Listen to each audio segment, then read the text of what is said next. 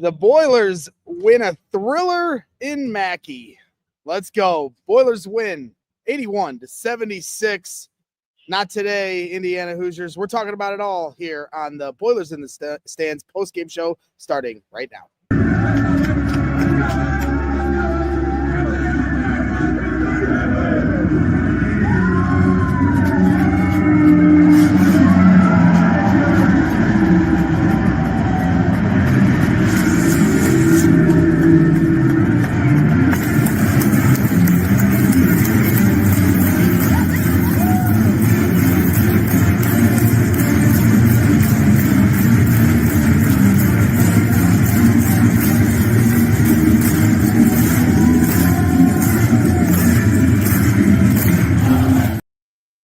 Welcome back to the Boilers in the Stands post-game show. I am your host, Kraig Jr. Alongside me, as always, is Joe Jackson.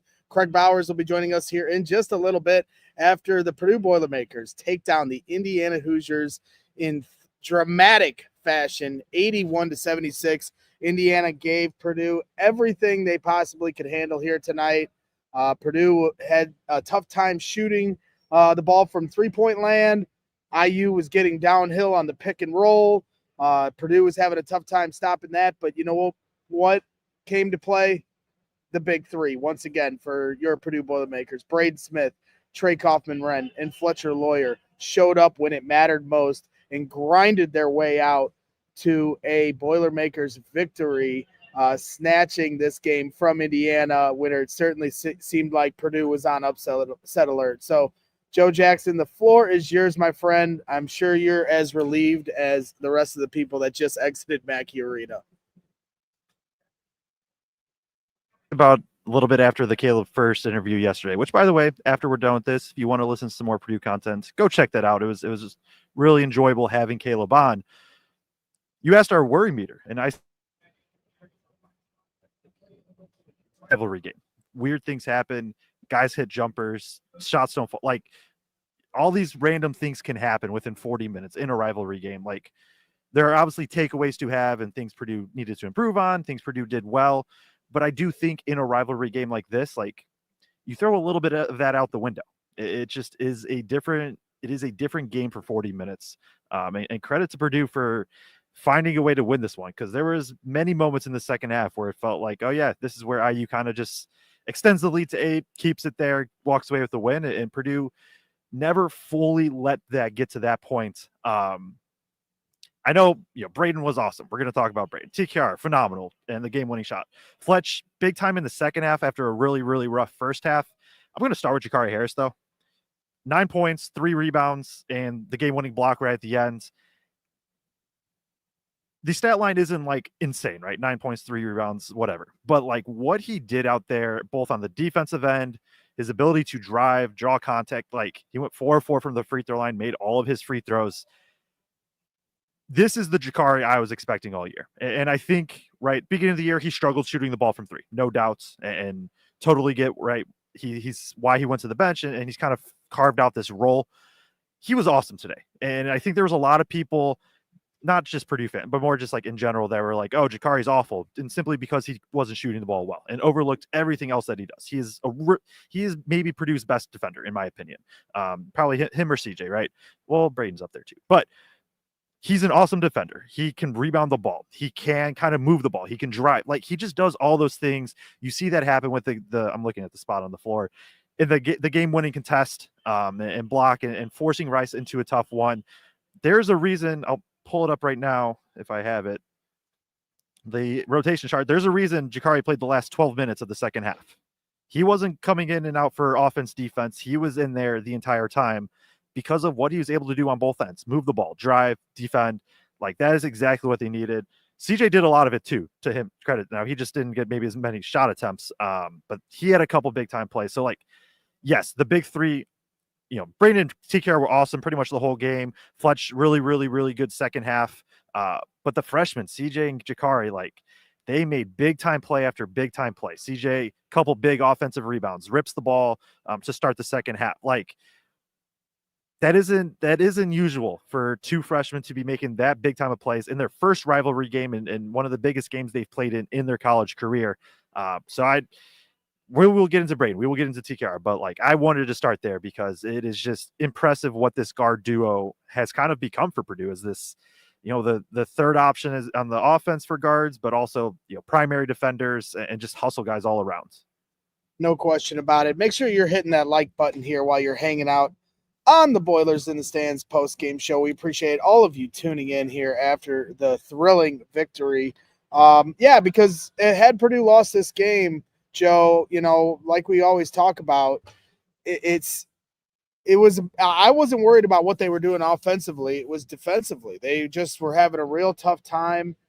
Ballo continued to get those little put back, tip back in, rebounds. They were out rebounding them most of the night. I don't know if they finished by out rebounding them, but then you got Trey Galloway getting downhill in the second half, that pick and roll time and again that we've seen Woodson. And we talked about this last night after we got done talking with Caleb Furst. And if you haven't had a chance to listen to that interview, it was some really good stuff about not just tonight's game, but like his career in general. So make sure you check that out. But after he came off, we talked about how, while we all want to tongue in cheek cheer Mike Woodson, or the paint crew does, when they're introducing IU's lineups, but Mike Woodson has actually done a pretty good job against Matt Painter, all things considered. And, I think going into the night, he was 500 against them, which when you're talking about being 500 in the middle of the golden era for Purdue basketball, that includes having to face Zach Edey. And then tonight, I thought he did a really good job in certain areas. Then you have Mbako that's knocking down some big threes. He started to get hot at certain points. So I was ready to give, IU a lot of credit. It certainly would have been a devastating loss for Purdue fans, but for what IU has been going through this year, which is a lot. And then you also had Luke Goody, who was on fire in the first half, maybe not so much in the second half. He had some moments where he could have hit some big jumpers and couldn't do that. So, that's just kind of how it goes at times. But Purdue, it really just was a grinded out victory. Try to win this game by any means necessary, and they did that. And that's like, right, you can go about those grinded out games in two different ways. And I think Purdue and MSU, like Michigan State, are probably the two primary examples. Michigan State does it with an insane amount of depth, and Purdue does it primarily with two superstars, Braden and TKR, who have been two of the best players in the Big Ten. Braden Smith had 6 turnovers, a little bit uncharacteristic for him, but also had 7 assists and 6 steals. And just time and time again, got to the mid-range. There was moments in that second half, early in that second half when Purdue's going on the run, he basically said, "Hey, Mbako, come here. I'm going to go one-on-one with you right now," and a couple times go straight to the rim. And I've noted it kind of, I think, throughout, especially the last month, that, hey, after getting through that gauntlet of the mid-December schedule for Purdue, Braden has kind of emerged as this guy that he can pick and choose his spots where he can just go one-on-one and take dudes to the rack, or he can get to that little 8-foot fall away shot that he loves, that seems to just go in time and time again. And I don't quite know how he does it. And so in a game like today, we'll talk about maybe a little bit of the adjustments IU made, because I thought they did a good job, especially in that middle part of the second half, of kind of containing Braden a bit more out of the ball screen specifically. You get to this point where, okay, Braden, just go and drive. And it wasn't perfect, but having that from your superstar of a guy, like, he doesn't need a ball screen every single time now. He's developed into a guy that can go one-on-one. Obviously, you're not going to run the offense specifically for that, but he can kind of bail you out and time again. And speaking of bailing out, like, I tweeted something. I was like, hey, I wouldn't hate seeing Fletch, basically not be in the closing lineup. Go CJ and Jakari just with what they're giving. Fletch immediately hits a pull-up. Me and Kraig talking next to each other in press row with like 6 minutes left. Like, hey, kind of maybe Fletch should just, should maybe go CJ and Jakari over Fletch. Fletch immediately drills a 3, and then like 2 plays later gets the and 1 floater. So it wasn't a pretty game from Fletch, but he still, you have this backcourt that you could lean on for this trio that you can lean on for experience. And they came through, especially in the second half. They had combined, I'm looking at 37 of 44 points for Purdue in the second half came from the big 3. They stepped up when they needed it most. I know I'm rambling. I'll let you talk now, Braggs, but man, what a game. I don't think you have to accuse or apologize to me about rambling or going on a long-winded rant. The floor is certainly yours. God's strongest schizo. I don't know what that means, so hopefully that's nothing bad. But $10 super chat nonetheless. We appreciate you, GSS. And he says, "Hail Purdue." So we appreciate that. And that was my thing. It was when you looked at how this game was going, at least defensively, the other observation that I was making, 3/4 of the game way through, maybe at 10 minutes, maybe the light came on for Purdue, but they just were not sticking to their guys hard enough. Like it felt like IU was right up, getting inside Purdue's, and trying to blow up ball screens and try to get them to reverse what they're trying to do when they're running their sets. And Purdue, I just felt like was not getting up into them enough. It felt like a few times they were trying to go after Jakari Harris. And Jakari, I think handles himself pretty well for a freshman, but there was just a few times where I felt like guys were able to get downhill on him. So they corrected those things and, they did what they had to do. Like I said, it wasn't a pretty win by any stretch of the imagination. I mean, but if you were to say that you were going to get outshot, out rebounded, as somebody said in the chat, and shoot what, only make 2 threes the entire night. Yep. One in each half. You're going to say that Purdue's probably not coming away with this victory tonight. And so, and one of my other big questions, and we talked about this, after the Michigan game or after the Ohio State game, one of the two, where I just said, the Purdue just really hasn't been in too many end-of-game battles here where they can figure out who they are situationally. And you saw a few times at the end where, Braden, had a couple times where he took the shot himself. He missed it. They go back and hit the 3. They take a 1-point lead. And so they have to find themselves on who they want to be in those last 4 minutes of a game when you're going back and forth like that. And they just have not been able to simulate that too many times. And, for me, that's important. You get to the end of the season, I don't care how good you are. These games are always going to come down to the wire. You're going to have that ebb and flow. And with last year, the last 3 years, the last 6 years, if you include Travion Williams, they are just so used to saying, okay, game's on the line, slow everything down, throw it down to the big man, and let's go to work. And this is Braden's team. So this team goes as Braden goes. Trey Kaufman-Renn certainly is going to have his say in the whole thing, but it's just one of those situations where I think they have to continue. That's why, as much as these games take 10 years off of your life, I just think it's great for these guys to be able to, figure out what Braden wants to do at the end. And you saw him really commanding, when they got on that 3-and-1 fast break, he wanted Jakari to do something there that he didn't do. He dropped it off to CJ Cox. CJ goes to the line. Braden was kind of having a conversation with him while they're at the free throw line, like, hey, this is kind of what I think we should do here. And that's what leaders do. But in those pivotal moments, trying to figure out how you're going to, rally the troops and how you're going to execute, they just, as Braden as the leader, they need more of these instances and coming out in a winning fashion so they understand how to do it successfully and not have that bad taste in their mouth like they had against IU is important. So, I think that was, a box check here tonight. We got a $1.99 super chat coming in from Dave H. He says, boiler up. We appreciate you jumping in here, Dave, and everybody here that's tuned in to the Boilers in the Stands postgame show. Once again, hit that like button. So yeah, Joe, I don't know where else you want to take it. I know Craig's going to be joining us here shortly. Because they were pretty much through most of the press conferences. I'm sure Painter will go.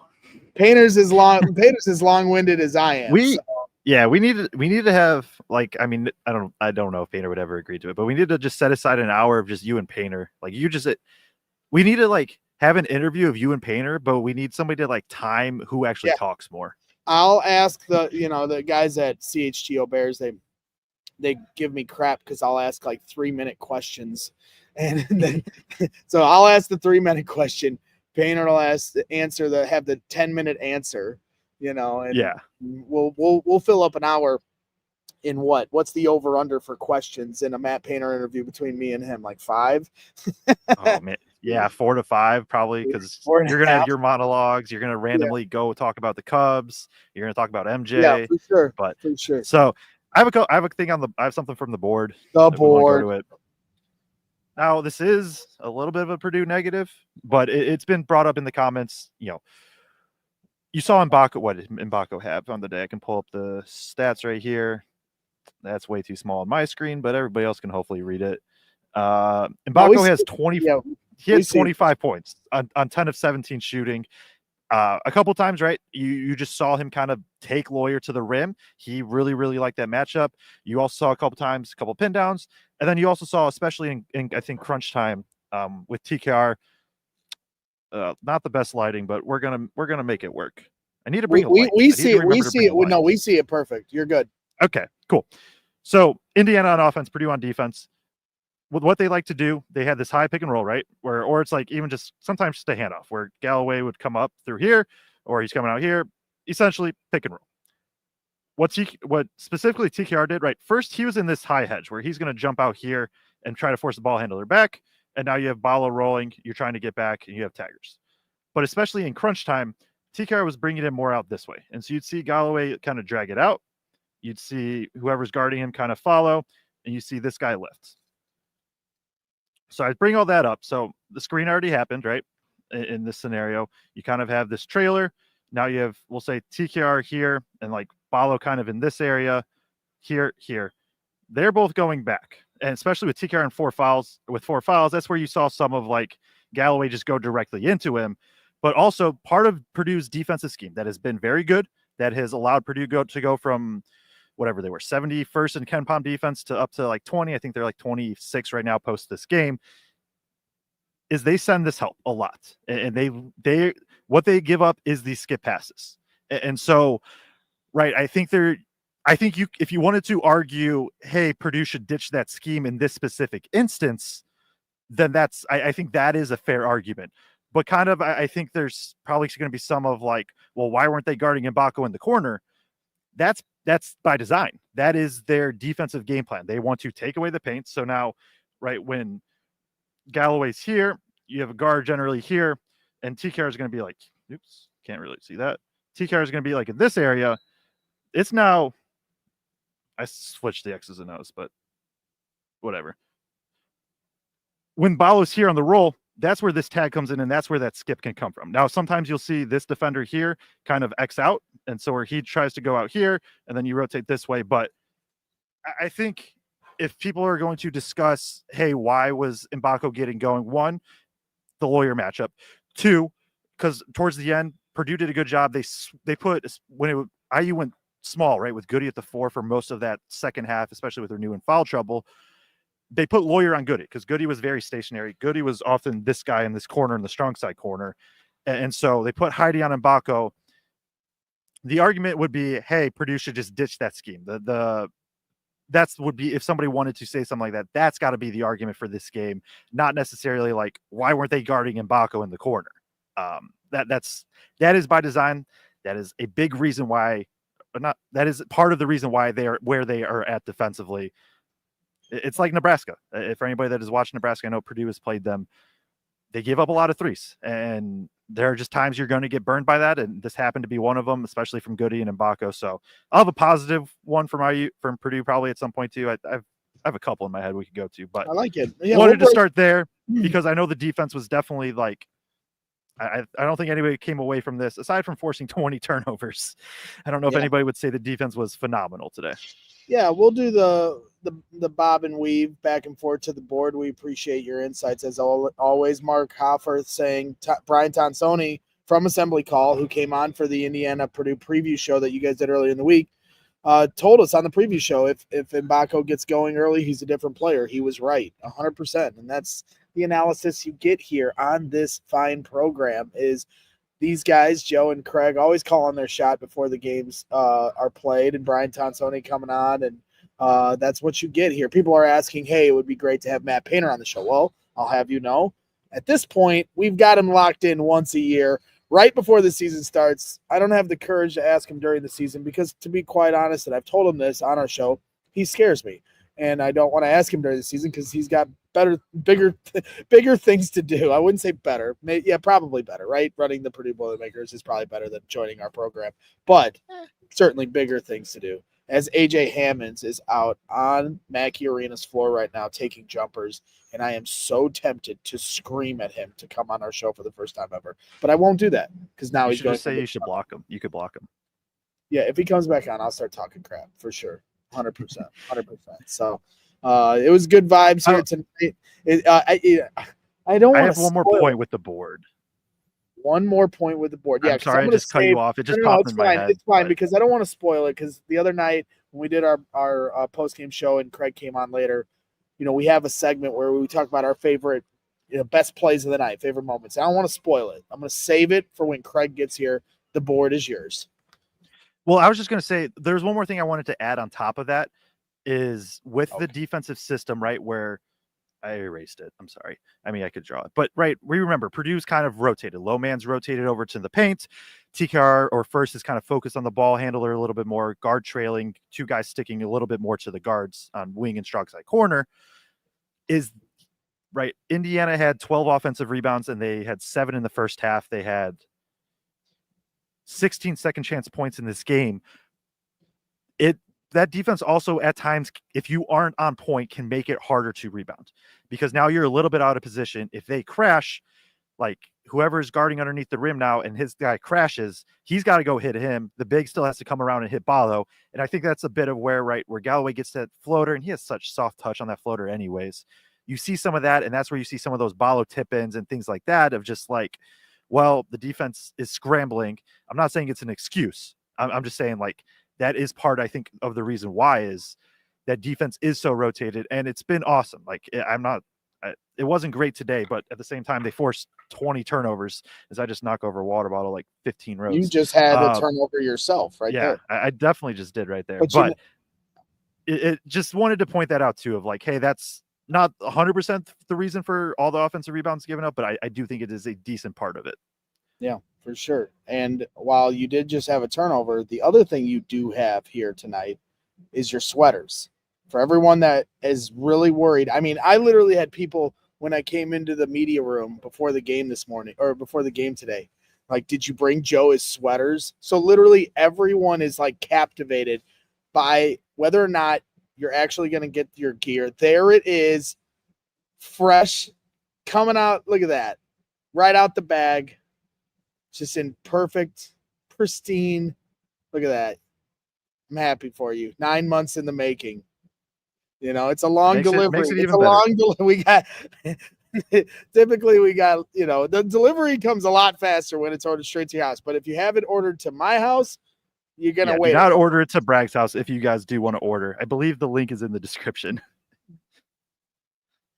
Yes. I was talking to some people here that love the show and work here and said they were going to get their own gear, and you're absolutely right. If you order our guy Daniel, yeah, exactly. Talk to him every pregame. Yep, he's great. He's great, and he lets me really get away with a lot around here where I'm moving and shaking. I'm going all around trying to get all these different pictures. I got some really good content. If you follow our Twitter account, that's where we put a lot of the content. When we get to the end of the year, I'll put some stuff on Facebook, so I apologize. Just a lot going on at once. But yes, the fine people here at Mackey Arena are very gracious with allowing me to do my nonsense here. So we appreciate that. And we appreciate all of you. So if you want some of this gear that Joe just received, we have the link in the description. And we also, if you search Brags in the Stands on Teespring, you can see the website for yourself. My mother is also in the chat, not to get too off topic here, but I think it is appropriate to wish my good mother a happy birthday. Happy birthday. Yes. We won't talk about how old she is unless she puts it in the chat. It's a very young age. She's very young for her age. But happy birthday to my good mother. I love you very much, as she's here in the chat right now. So Kraig should be joining us here in a little bit. I don't know what he's doing, but we appreciate all of you. So I know you have another board thing. I was going to say we are 24 minutes into this game and we haven't mentioned TKR got the game-winning shot. We probably should. Yeah, 100% right. I mean, yes. You're 100% right. I mean, Trey Kaufman-Renn. I mean, what was he tonight? 10 of 13 or something? You are exactly right. Look at you.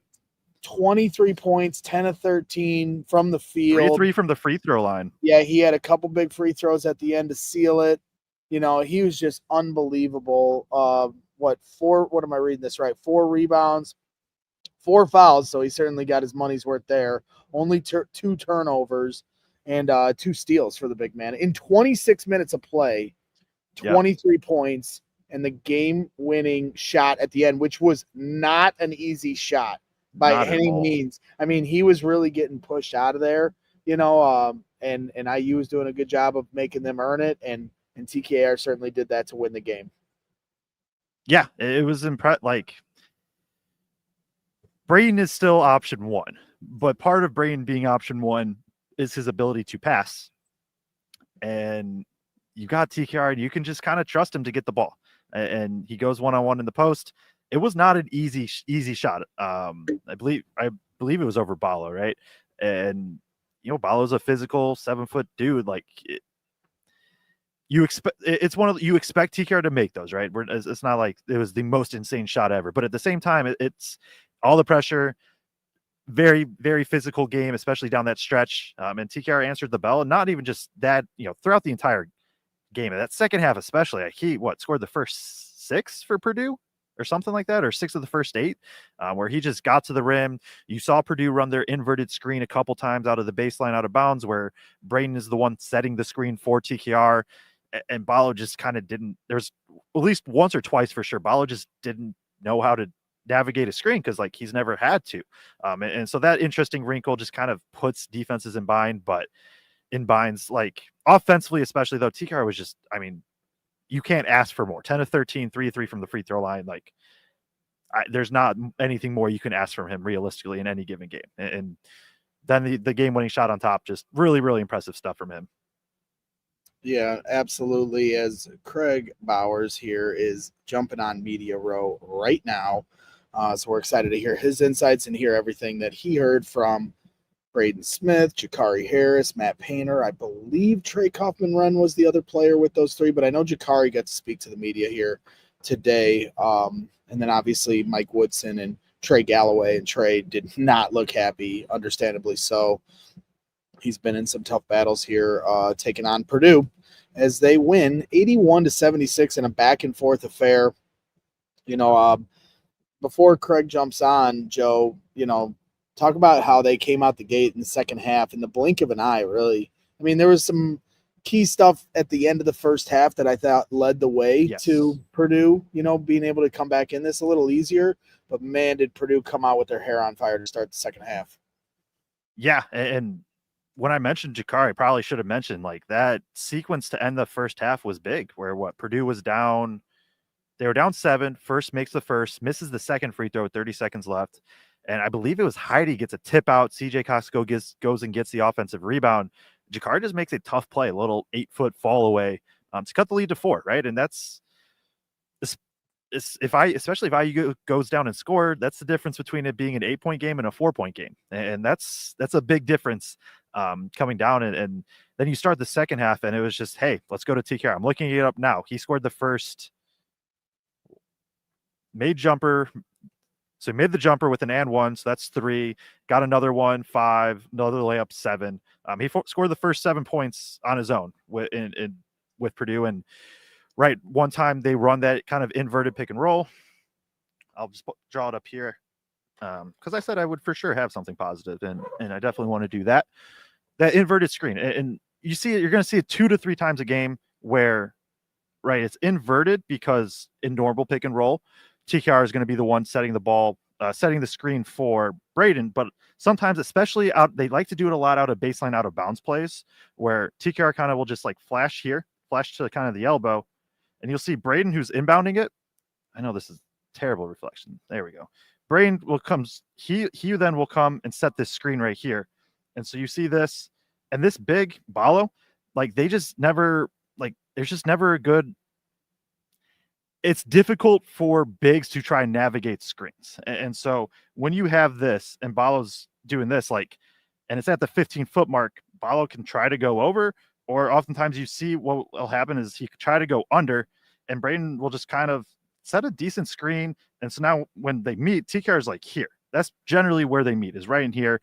And that's where you trust TKR, right? Anywhere from there and in, you're just, this kind of area right in here is where they get it to go with the inverted pick and roll. Obviously shooters are kind of spaced around, and now TKR can go to the bucket. And then you saw him, they love going to TKR first possession out of the second half. Just a simple post up and letting him go to work.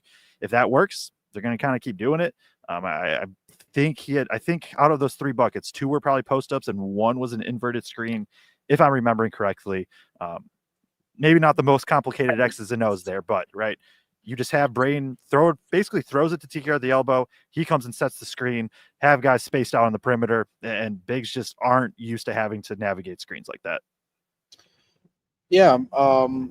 Sometimes we take for granted, how Braden can make things look easy. And when teams start to make things, a little difficult, we're like, it kind of throws us off a little bit. But, yeah, it was a big night. It was a big night for Trey Kaufman-Renn, big night for Braden Smith. I know Caleb Furst, we had him on last night. They were certainly giving him a little bit of issue. He was trying to, find his place in this game, but it seemed like he was having a little trouble finding that tonight. I think Furst was good defensively. Like his high hedges, especially to start the game, were awesome, like very good. And some of the energy he brought, but right there, he gets into foul trouble.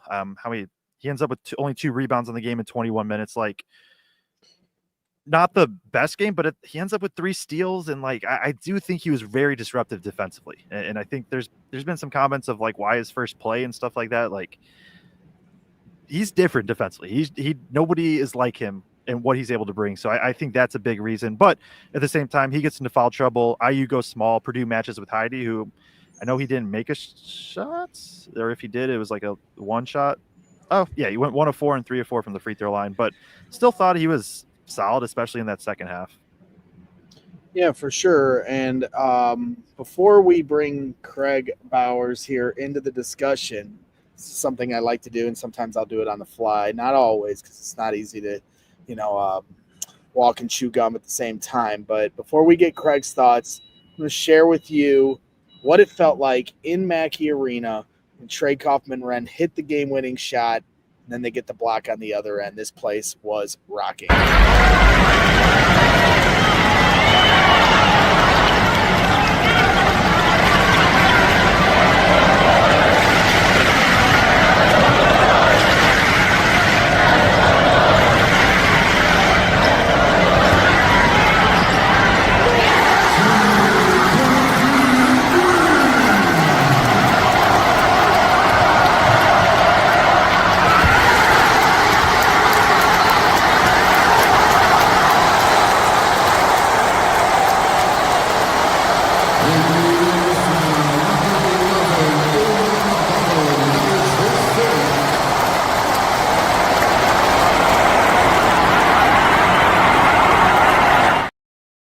And there it is, ladies and gentlemen. Trey Kaufman-Renn with a really tough 360. That's an impressive shot. 360 hook shot.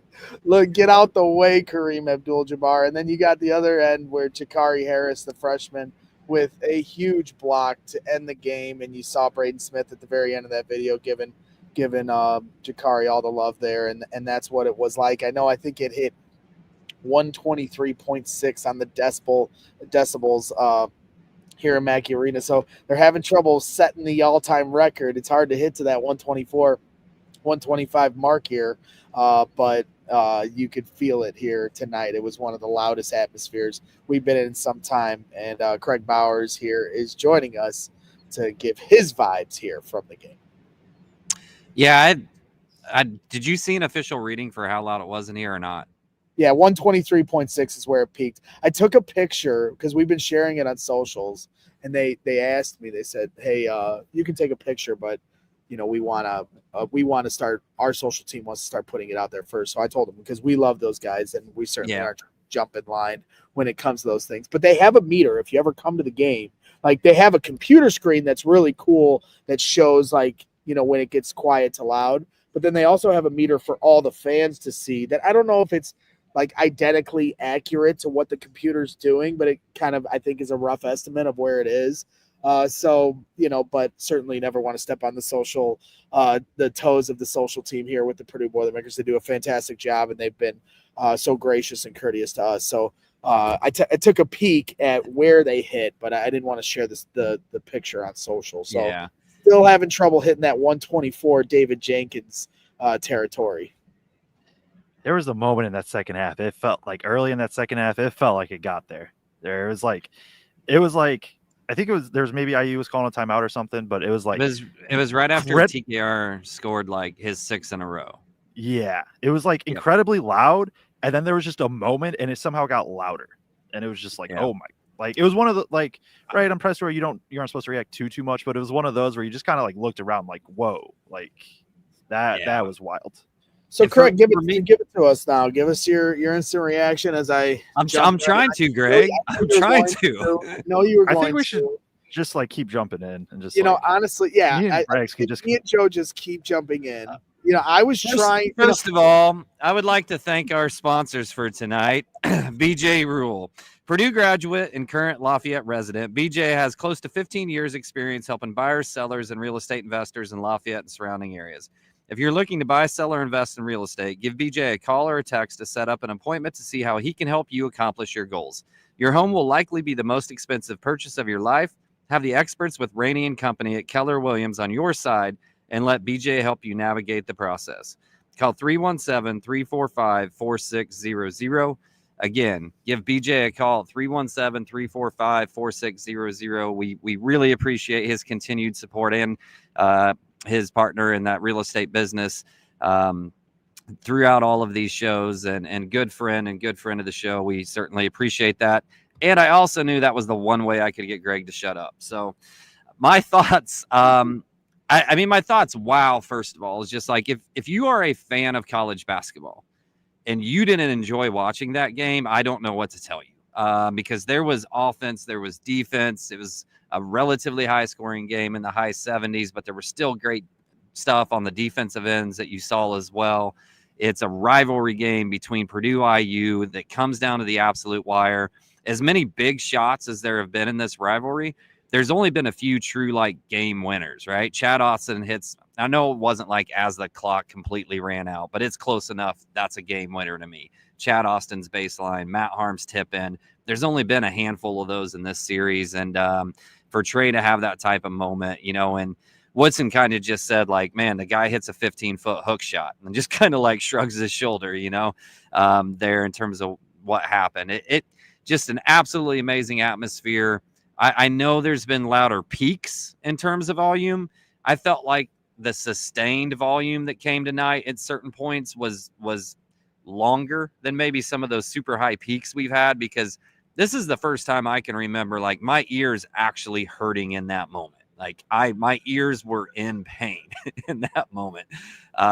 Just incredible game, incredible finish, incredible crowd.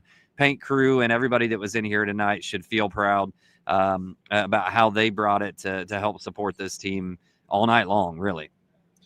Yeah, and it wasn't just the paint crew. You had Isaac Haas here tonight, Chris Kramer, AJ Hammonds, Rafael Davis, Tyrone Johnson. You had Gene Cady. You had the new football coach. Forgive me, Barry Odom. Yep, Barry Odom. See, I got it. You had Ryan Smith was in the house also. Glenn Robinson III was here supporting his brother as well as his brother. Yeah. Yep. His other brother that played football here too. So it was a great crowd. It's just a great night, man, if you're a college basketball fan, and especially if you're into this Purdue IU rivalry. And I assume you're going to ask me for my quick thoughts next, so I'm going to go ahead and just go into that, I was Greg. just going to say, I want your quick thoughts, but I will, I think the elephant in the room is me and you did about everything we possibly could last night to jinx this game, because I asked you how nervous you were if they would lose, and you said a -5, and I said that I didn't want it to be a blowout because, it's like not even a rivalry anymore. There's no competitiveness, and then they almost stole this one. So TKR let us off the hook in that regard, because I know we were trying to jinx it last night. I still wasn't nervous. Never nervous, Greg. Never nervous down the stretch. Well, you steady. Maybe hand. A little bit. Steady a little bit. Give us your thoughts, my friend. I thought it was a really interesting game, and I'm going to start out actually giving IU and Woodson some credit, because in Woodson's tenure against Purdue, he's come in and with some really good game plans, whether that was Jalen Hood-Schifino and what they did with him. But he's got that NBA mindset. And once he finds something that he thinks is a weakness for you, he will go back to it over and over and over again. And he found it with Mbako in the first half, who was really picking on Loyer. And, Goody gets open for a few threes as well. And Painter said coming out of halftime in the press conference, he said, coming out of halftime, we made really good adjustments to really slow those two guys down. But Trey hadn't really started getting to the point where he was working downhill with his right hand, and we didn't have that adjustment there. And Painter kind of blamed himself a little bit for not being better prepared for what Trey was going to want to do. But Woodson's come in with some awful good game plans, man, to come into Mackey and when Purdue's faced them overall. But in the end, you have to be impressed with the way that Purdue found a way to win, with TKR having to spend as much time as he did on the bench and the three-point shooting just being absolutely anemic tonight. And they gritted it out. They got some obviously big-time performances from Trey and Braden, but they got some major contributions from their two freshmen and CJ and Jakari at really key times tonight that helped them pull this game out. And if you're going to win a Big Ten championship, you got to be able to win some games, especially at home when you're not playing your best. And Purdue once again found a way to do it. But make no mistake, they're not walking away. Well, I don't know about the players so much. Coach Painter's not walking away from this game feeling great about it. He said in the press conference, sometimes you lose and you feel like you won in some ways because you saw some major improvement or did some things really well and the guys just hit more shots. And, basically sometimes you win and in your mindset, it's more of a loss. And he knows there's stuff they didn't do well tonight and stuff they have to do better, especially before they go back down to play IU at Assembly Hall. And I will be there with press credentials. I am credentialed. It'll be my first time to watch a game there since I was a little kid. There you go. We're excited for you, but you're 100% right. I'm curious because we were talking about the freshman contributions, and I just thought the welcome to the big leagues moment for Raleigh Burgess in the first half getting – I believe it was in the first half where he gets the technical foul. Did you hear did Painter have any thoughts on that? I mean, I watched how they were coming through the scrum, and there certainly was some words exchanged. Who knows what was exactly said, but it was enough for the ref to call a tech. And I did feel like in that moment, it did kind of swing momentum a little bit. And, as a freshman, I'm sure Painter doesn't really want those kind of things to happen. Yeah, he didn't seem like super upset about it at the press conference. I did put the quote out on Boilers in the Stands that he said he still didn't know what happened, that they just said he was talking and that he kept talking. Or he said he was talking and Painter was like, I said, man, like that's like the nicest kid I've ever coached. and the ref was like, he just kept going. Like he wouldn't quit talking. So he teed him up. Yeah, that's weird. And then the other weird part you had in this game was where the ref in the second half, I don't know if it's like 4 minutes left in the game, but there's, a ball off the rim, rebound, put back three, and he blows it dead as I believe Jakari Harris was pulling up like in his shot for three. And they go to review it, and they immediately see that it did go off the rim, and they give it Purdue's ball out of bounds. But who knows what happens if he doesn't blow the whistle, whether he makes or misses the shot. But I just thought that was like a wild decision in that moment to blow the play dead. Like, to me, I feel like I don't know what the right thing to do there is, but like, to me, let the possession play through and then stop to see if it counts. Like, I honestly, I'll defer to you guys. Like, what is the right protocol there? Because that just seemed wild. Yeah, I mean, you see that sometimes. We probably have to ask Isaiah what the exact right protocol is there, but you see it sometimes. But because the clock does come into play, right? So it's like, yeah, you stop. But it's so obviously hit the rim too. That's just what was so bad about it. And I said something to Joe during the game that I don't like to bring up officials and really talk about officiating all that much, because you're going to get some good officiating, you're going to get some bad officiating. You still got to figure out how to win games, right?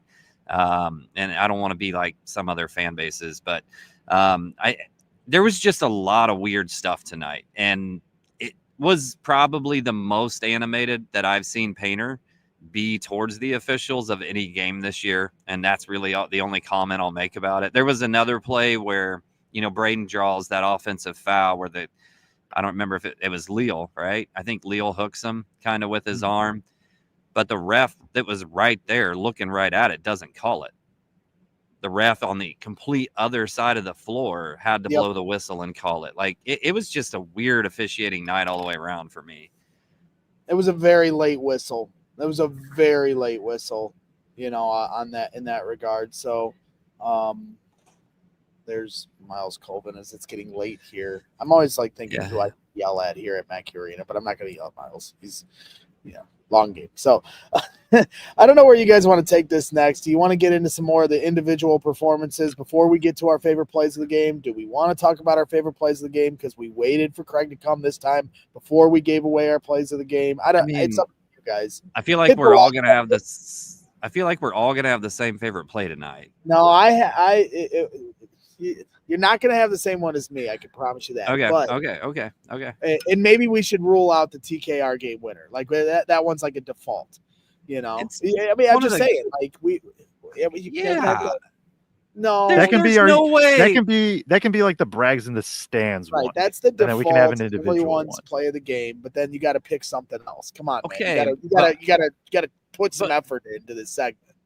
But let's properly give that one its flowers. That is one of the biggest shots in a Purdue IU rivalry. So officially, it is the Boilers in the Stands play of the game.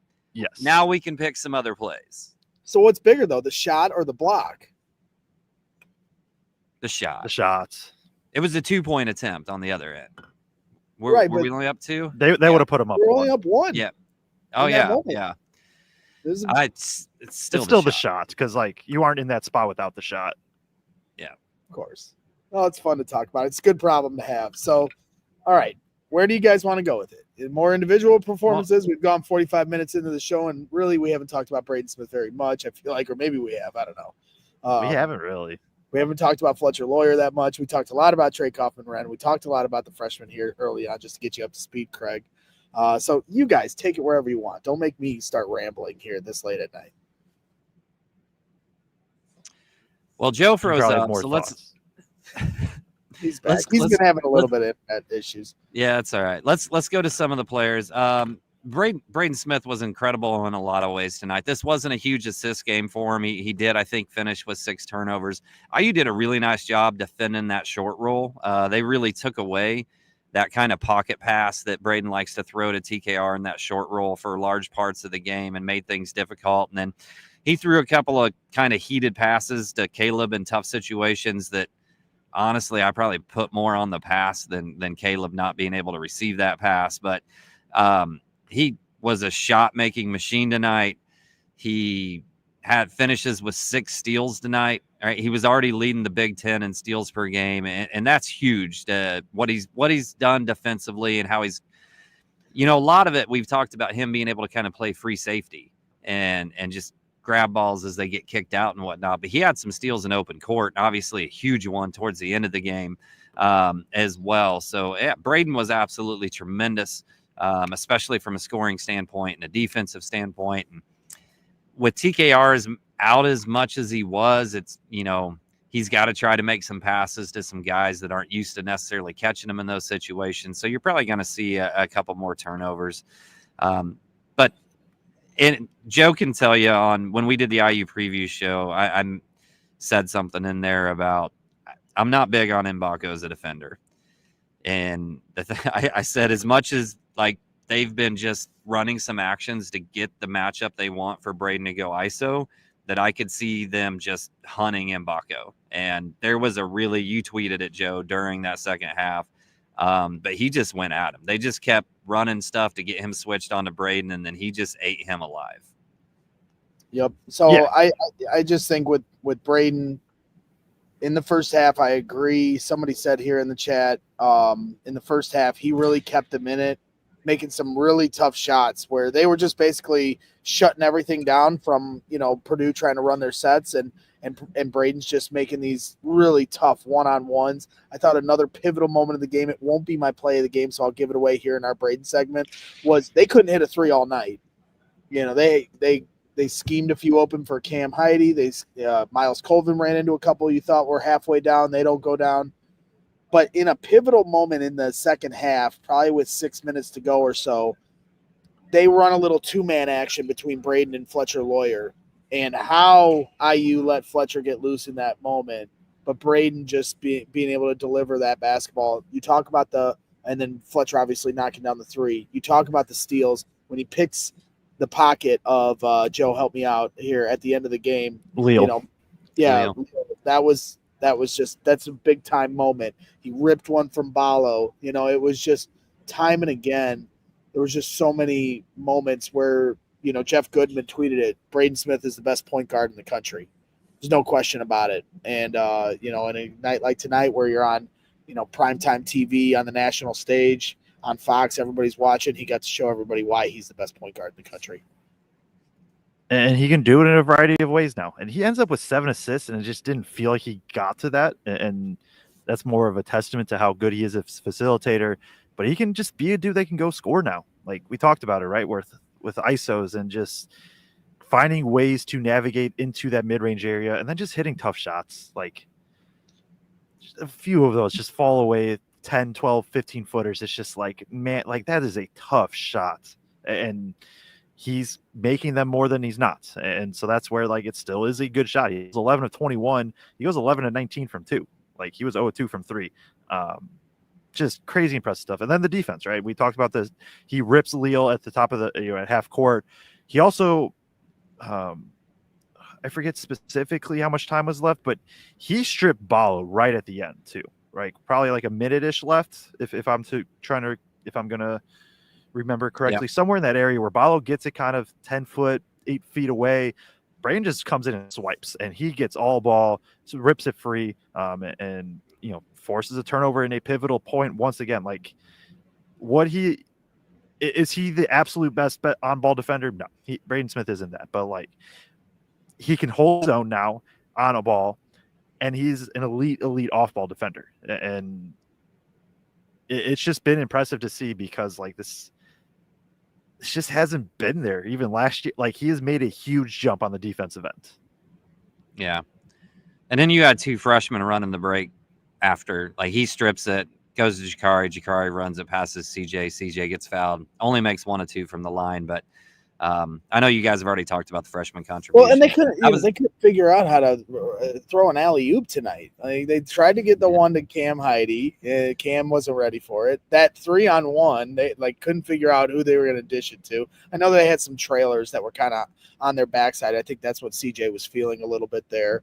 Then you had the one on the other end where CJ Cox could have thrown it up to Caleb Furst. He didn't do that.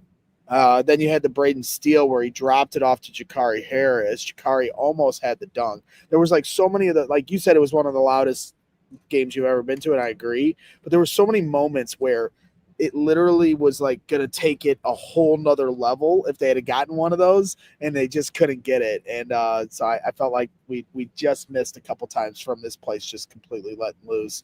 Let's get into Fletcher Loyer here if you guys would like. I don't know if you have any other individual performances beyond that, but we haven't talked about Fletcher here tonight.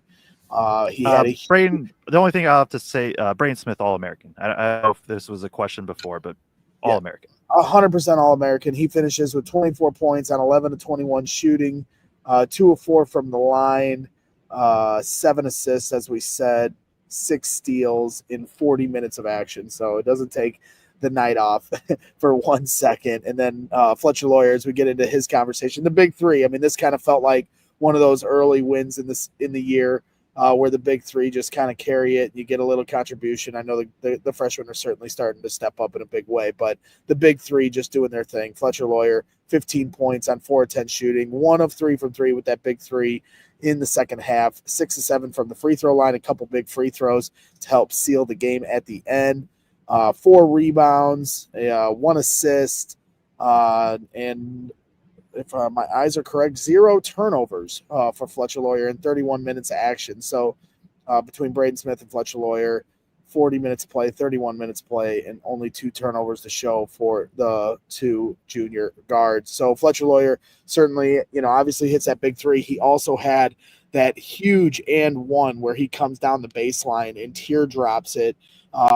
He just has a knack for making those. Those are not easy shots. Those are not high percentage shots, but man, he just seems to find a way to get them to go down. And I mean, I mentioned before, Kraig, like how we kind of looked at each other like, hey, maybe this isn't a Fletcher game. And then right down the stretch, and then he drills the three. And then 2 plays later, he gets like the N1 floater. And he's just right. This wasn't a great Fletch game. I don't think anybody can say that. Mbako really liked that matchup and went right at Loyer quite a few times, especially in that first half. That second half, they switched and put Heidi on him more and turned Mbako more into just pure spot-up shooter from there. He just has a knack. He makes big plays in big moments. And even in a game where he played 31 minutes today, I wouldn't say he played great for 22, 23 of those minutes. He just, in a game where nobody could buy a three, Jakari is the only one that hit one in the first half. Loyer knocks down a big time three in a game where, Purdue has a big stretch where, they can't score, and then Loyer comes back in, and then they get some of the starters back in. Loyer gets a tough and one floater to go. They hide him a little bit more on Goody in the second half, where he is in a defensive liability, and he just you end up walking away being like, all right, that Fletch just has a way of somehow getting the job done, especially when it's needed most. Yeah, and I don't have a lot else to add to that. I mean, anybody watching saw he was kind of getting abused a little bit on defense in the first half, and Painter went offense, defense when he could at different times to try to help out there. But like you said, Joe, right when you and I are like, yeah, I don't know, man, this maybe Jakari and CJ need to close this game out. Then Loyer makes big plays like Loyer often does. And offensively, especially was really, really big down the stretch. Yeah, the funny thing, too, when you talk about offense, defense, there was a point where Jakari, I think, was about to get pulled for a defensive lapse, but they couldn't get a whistle to stop the ball. And then that was when Jakari had the almost dunk where Braden dropped it off and Jakari almost threw it down on him. So I think, had that all not transpired there, I think he was about to get the hook for a second. For a teaching moment. And, that's just kind of how it goes sometimes when you're trying to do those offense-defensive switches. But I'm with you, Kraig. I know Icy Mike was giving me some crap to start the show, but you said it as well, where Mike Woodson just does a really good job against Purdue. Like I know going into tonight, I think he was 3-3 against Purdue, so now he falls under 500, but it seems like in every showing he gives them their best punch. They do a lot of that high pick and roll, NBA style, get downhill, make Purdue kind of decide whether you're going to, guard three or let them go, and how many easy layups were they getting, at the end of the game there.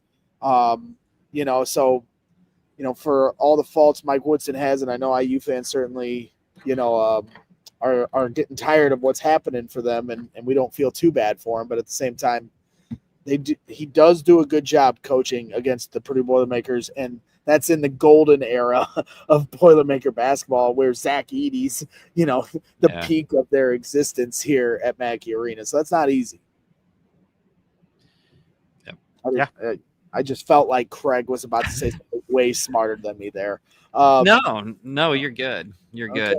Okay. Well, let's get into our plays of the game.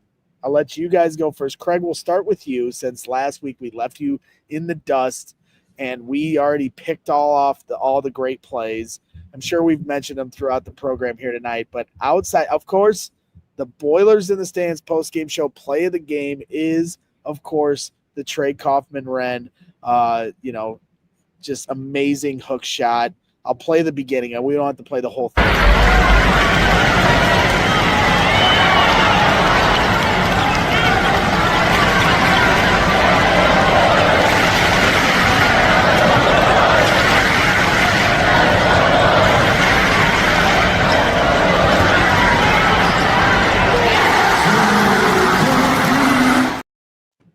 You got to give Balos credit there, man. Look at how he was really recovering and getting back and making, Purdue earn that. He's hedging, then he's coming back. He's getting between TKR and the basket there, but TKR, good defense, better shot. I mean, just an unbelievable shot there. Yep, no doubt. 100%. Kraig, I'll let you go first with the play. So that is our Boilers in the postgame show play of the game, but here is Kraig's play of the game. Yeah, so I would really like to give a parlay, but because really it was the 3 successive plays in a row, but I'm gonna go with the Braden Smith strip at half court that leads to a score on the turnover, and then he draws the foul on Leal, then he rips Ballo. So there are 3 plays in a row there that I think was essentially for IU on the offensive end, if I remember right. I'd have to go back and look to make sure they were directly in a row, but I'm pretty sure they were. But to me, what really kind of spurs that run to close at the end was that Braden Smith rip at half court. Yeah, that's a good one. I'm between like 2, right? The Loyer 3 is with running that ghost action, where the ghost screen is, you mentioned earlier, Braggs, like how do they let Loyer get open? Loyer sets, well, if he goes up and sets a screen, he's going to set a ghost screen. It means he doesn't actually make contact with the screen. When teams switch guard to guard, they switch usually on that contact. And so when no contact happens, it can sometimes confuse that. But I'm going to go with the end of the first half. I really do think that was a pivotal moment in this game where Caleb Furst goes to the line, makes the first free throw, misses the second. I believe Heidi tips it out. CJ goes and tracks down the ball. And then you're kind of running, weird offense for a second where IU's really kind of selling out on Braden, and Jakari makes a big time drive, a little bit like a 6, 8, 10 foot kind of fade away. And it cuts the lead from 7-4 with also not really letting IU get the ball back for like a really good set or anything. So I'm going to go with that as my play of the game. I like it. As Kraig's ahead of me here in press row, so I'm watching him maneuver with his like multi-windows and his different. I've never seen him operate like this, so this is good. This is interesting. I wouldn't be able to do that. I'm too ADHD. As you can see, as I'm watching your screen and trying to listen to Joe, I'm surprised you guys haven't been able to guess what my play of the game is yet. We haven't brought it up in an hour here on the show, but there was a moment where my heart was filled with pride and one tear went down my eye when Braden Smith gets fouled at the end of the game. They head to the free throw line, and IU's player fouls out. I forget which one. Everyone on IU's bench is telling that player, wait to sit down, because these idiots are going to yell sit down right in his backstroke. And I'm watching the paint crew. Because every year it's a different leadership committee with the paint crew. But I watched them right by IU's bench, and they're turning around telling everybody, hey, man, protocol. This is a big moment in the game. We got to knock down these free throws. Do not yell sit down in this dude's back shot as Braden Smith going up for it. And he goes to try to sit down, and not one person in Mackey Arena. Sometimes, because they've been picking this up the last couple of years, you hear like a smattering of people that didn't get the memo. They've had too many drinks or whatever. But today, you could hear a pin drop when Braden Smith knocked down that free throw. And I've never been more proud of the Mackey Arena crowd and specifically the paint crew in that moment. So congrats to you. We have been fighting this battle for 6 years here on this show. And tonight, I think, was as flawless of an execution moment there. Braden Smith knocks down the free throw. Then everybody yells, sit down. And that is the mark of championship mentality, not just on the court, but in the stands. And that's what we here are on this program. We're about the fans in the stands. So shout out to you guys. I'm so proud of you for not yelling, sit down. I think Brian sums it up well. Braggs is the only person in the universe who would pick this as the play of the game. No, because this got so out of control here, Brian. At one point, they were like talking about it on the broadcast a couple years ago because it was affecting the game. So I will stand by this. So much so that the paint crew has now made it protocol. And I'm not saying we made a huge impact on this, but maybe I am saying we made a huge impact on this. I'm not trying to pat ourselves on the back here, but at the same time, like, we identified a problem. We can only control what we can control as fans, but that's what we did. And that's what all of us here at Mackey did. I'm just so proud of everyone. Everyone. Are you basically saying you're like almost on the coaching staff, kind of with how you impact the game now? We're the fans in the stands. We have a role to do. We're here to bring the energy, but it's about calculation. Don't let them use our energy against us. And I saw too many teams trying that, so much so that the players are waiting for it on the opposing team. So, no, this is a long-winded moment, but I really have to just give a shout out to all of Mackey Arena, but specifically the paint crew. That was a special moment. And if I was able to ask a question to Matt Painter today, that probably would have been the question. And he would have probably kicked me out of the media room. That's why you guys to see that. go in the media room, because like for me, like forget all the other stuff. That was the moment of the game. Brian Bennett gives us a 199 super chat. Says, "Here's to Bragg's unique take." We appreciate that, Brian. I'm not even saying it's a bad take. Like, fair enough, yeah. But I would have never ever guessed that. Never would have got there. But shout out Braggs. He's starting the movement, and Paint Crew is catching on. So we've worked hard on this. 6 years coming. So I shed a tear. I was proud of it. Do we want to get into some of the start comments? Yeah, well, let's get into the start comments before we get into some of the super chats here. We'll finish strong here. I know Olivia had a question about playing time. She asks, interesting how Cam played way more than Miles. Was this a matchup thing? Yeah, I mean, I think we can bring up the rotation chart here. For anybody that's watching on YouTube, colored box means that player played that minute. You can see the positions down at the bottom. Purdue margin is plus or minus what that lineup went in that stretch. Heidi plays a bunch because of foul trouble in that second half, where TKR gets in foul trouble, then Furst gets in foul trouble, and then IU goes smaller with Mbako at the 3 and Goody at the 4. And I think Painter just kind of wanted to match some of that not athleticism, but movement, right? Where Goody burned them a couple times off pin downs in the first half. Obviously, we know Mbako was cooking.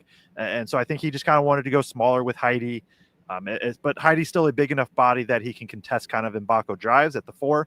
And I think that's kind of why you see Heidi play as many minutes as he did.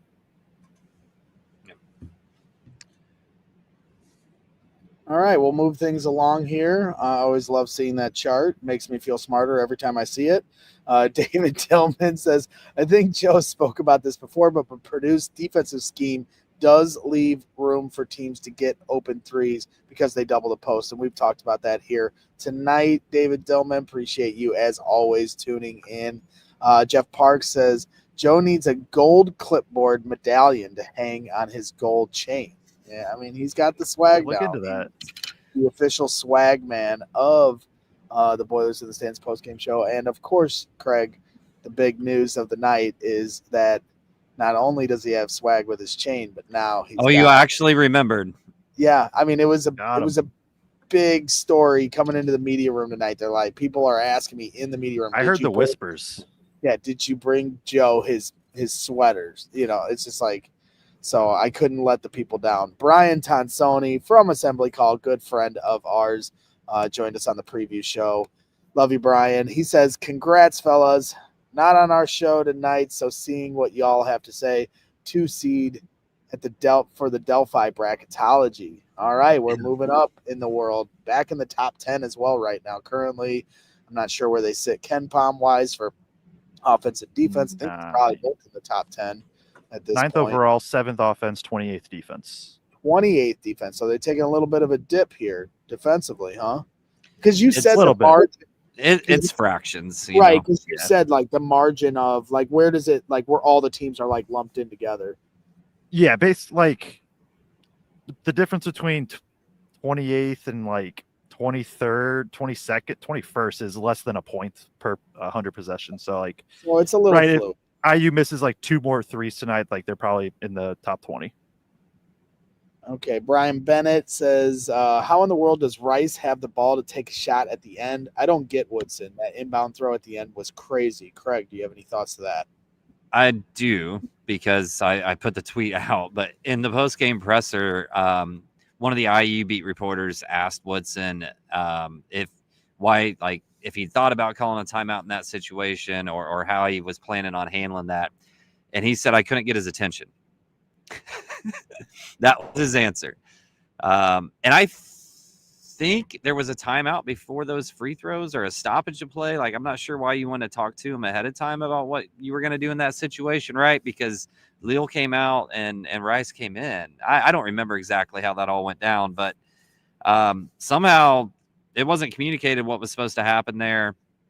And Rice takes off, and Woodson said he got downhill too fast, basically, and he couldn't get his attention. And then Rice takes the shot.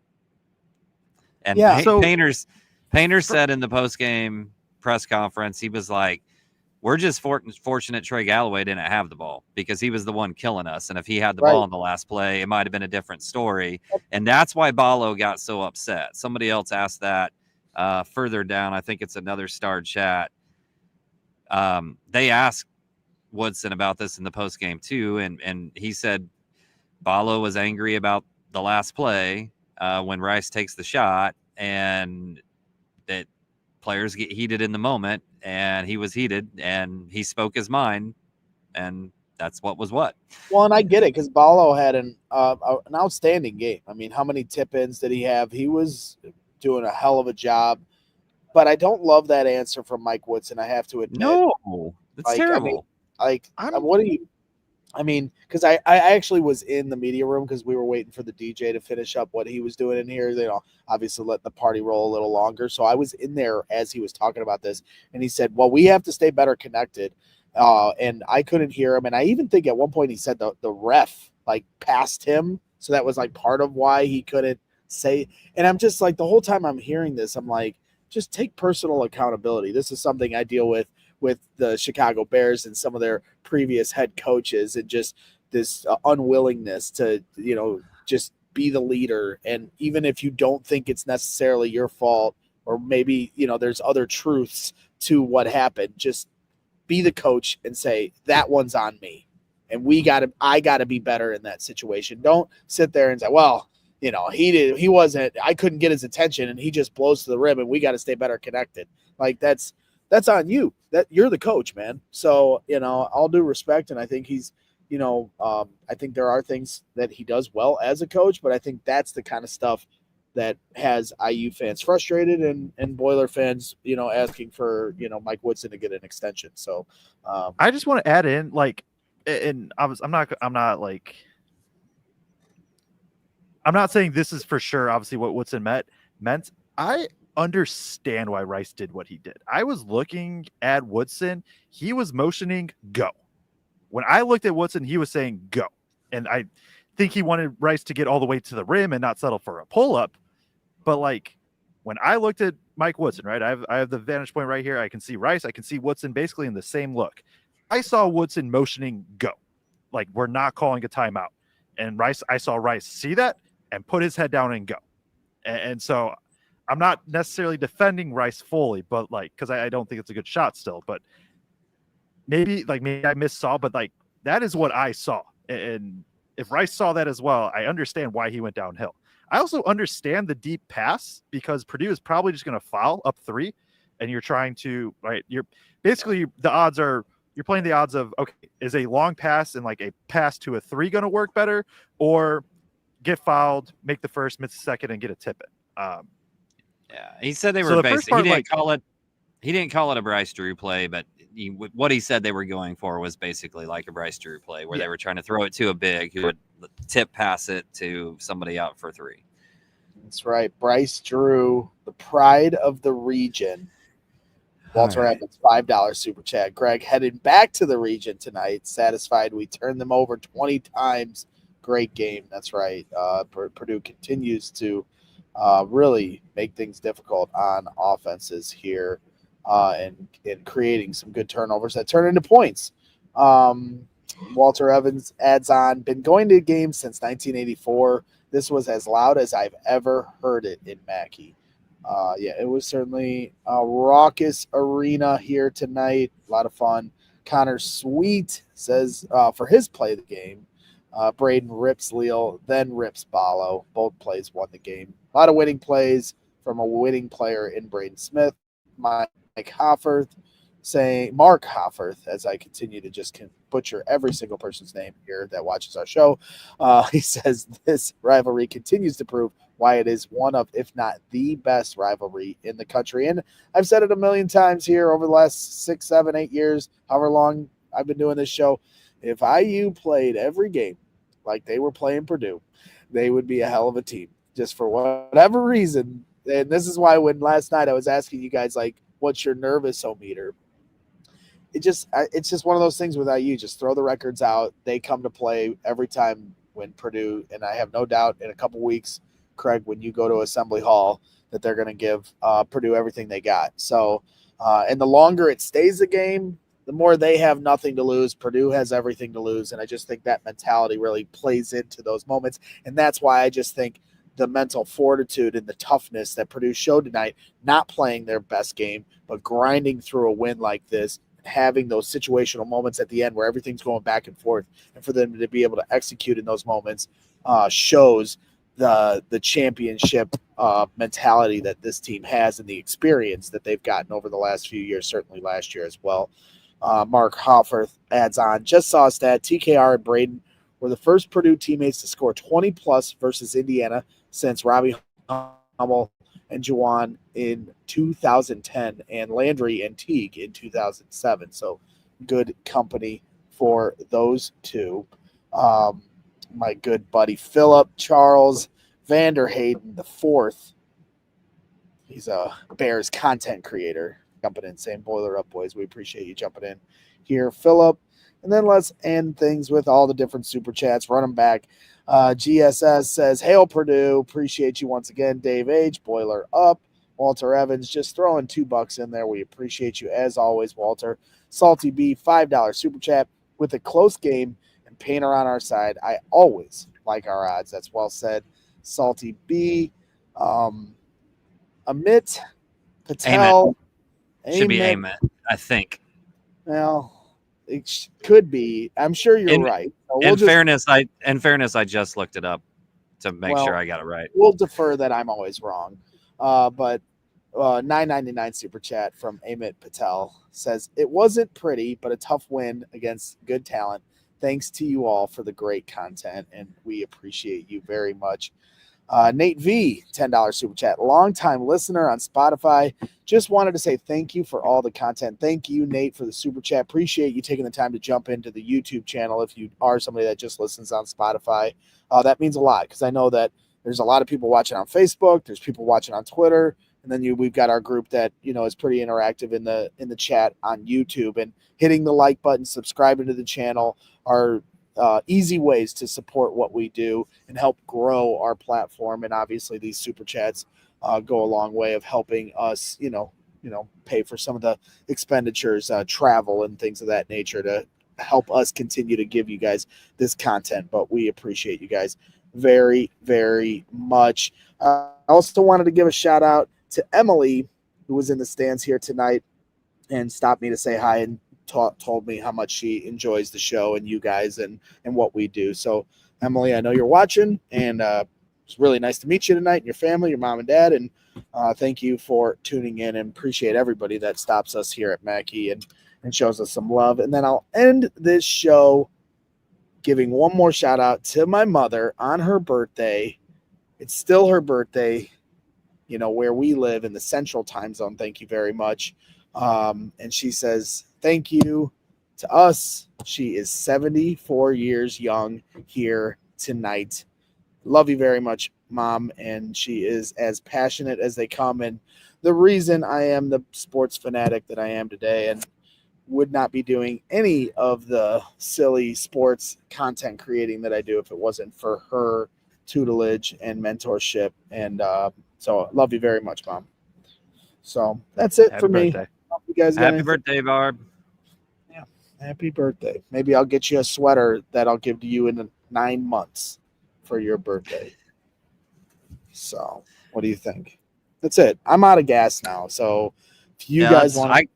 I got to be at the Purdue Ag Alumni Fish Fry to set up at 8 a.m. tomorrow morning. Oh, the fish fry. Let's go, Joe. Man. Tough sledding. You got the fish fry. I got to get my hair cut because I'm off to New Orleans Sunday morning to cover the Super Bowl. We've got a real tough lives we're living over here. So next week, I know they play on Tuesday, then they play on Friday. I think they play Iowa on Tuesday and then USC back here at Mackey Arena on Friday.